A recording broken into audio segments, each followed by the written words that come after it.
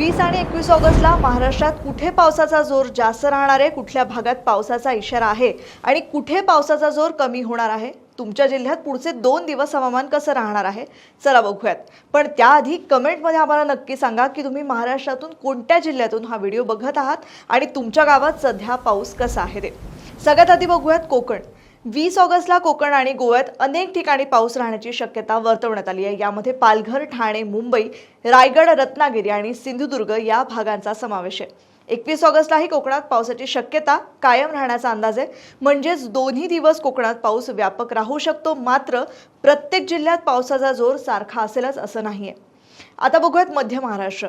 20 ऑगस्टला मध्य महाराष्ट्रात अनेक ठिकाणी पाऊस पडण्याची शक्यता वर्तवण्यात आली आहे। नाशिक, धुळे, नंदुरबार, जळगाव, अहिल्यानगर, पुणे, सातारा, सांगली, कोल्हापूर आणि सोलापूर या भागात पाऊस पडण्याचा अंदाज व्यक्त करण्यात आलाय।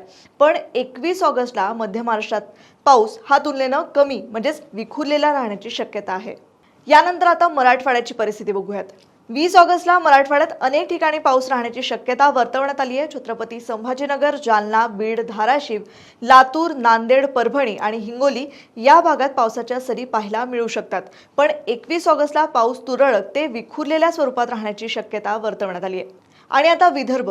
20 आणि 22 ऑगस्ट दरम्यान विदर्भात तुरळक ते विखुरलेल्या पावसाचा अंदाज व्यक्त करण्यात आलाय। म्हणजेच अकोला, बुलढाणा, वाशिम, अमरावती, यवतमाळ, नागपूर, वर्धा, भंडारा, गोंदिया, चंद्रपूर आणि गडचिरोली या भागात काही ठिकाणी पावसाच्या सरी पडू शकतात।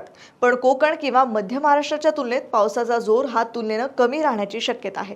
एकंदरीतच पाहता काय तर 20 ऑगस्टला कोकण, मध्य महाराष्ट्र आणि मराठवाड्यात पाऊस अधिक व्यापक राहू शकतो। त्यात मध्य महाराष्ट्रावर विशेष लक्ष, तर विदर्भात पाऊस तुलनेनं विखुरलेला राहू शकतो। 21 ऑगस्टला मध्य महाराष्ट्र आणि मराठवाड्यात पावसाचा जोर कमी होऊन विखुरलेल्या सरींची शक्यता आहे, तर कोकणात पाऊस कायम राहण्याचा अंदाज वर्तवण्यात आलाय।